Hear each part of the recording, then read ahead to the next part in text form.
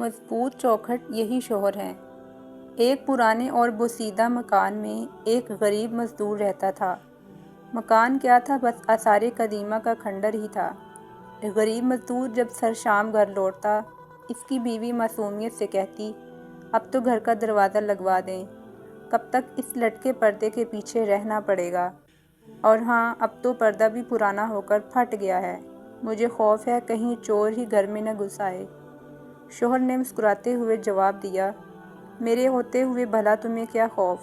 فکر نہ کرو، میں ہوں تمہاری چوکھٹ۔ غرض کئی سال اس طرح کے بحث و مباحثے میں گزر گئے۔ ایک دن بیوی نے انتہائی اصرار کیا کہ گھر کا دروازہ لگوا دو۔ بالآخر شوہر کو بار بار ماننا ہی پڑی اور اس نے ایک اچھا سا دروازہ لگوا دیا۔ اب بیوی کا خوف کم ہوا اور شوہر کے مزدوری پر جانے کے بعد گھر میں خود کو محفوظ تصور کرنے لگی۔ ابھی کچھ سال گزرے تھے کہ اچانک شوہر کا انتقال ہو گیا اور گھر کا چراغ بجھ گیا۔ عورت گھر کا دروازہ بند کیے پورا دن کمرے میں بیٹھی رہتی۔ ایک رات اچانک چور دیوار پھلانگ کر گھر میں داخل ہو گیا۔ اس کے کودنے کی آواز پر عورت کی آنکھ کھل گئی۔ اس نے شور مچایا، محلے کے لوگ آ گئے اور چور کو پکڑ لیا۔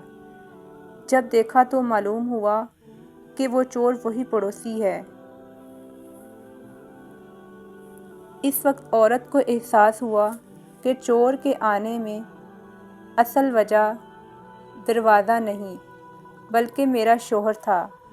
اس چوکھٹ سے زیادہ مضبوط وہ چوکھٹ شوہر ہی تھا۔ شوہر میں لاکھ عیب بھی ہوں، لیکن حقیقتاً یہی ہے کہ مضبوط چوکھٹ یہی شوہر ہیں۔ دعا ہے اللہ پاک ہماری تمام مسلمان عورتوں کو شوہر کی قدر و منزلت سمجھنے کی توفیق عطا فرمائے۔ آمین یا رب العالمین۔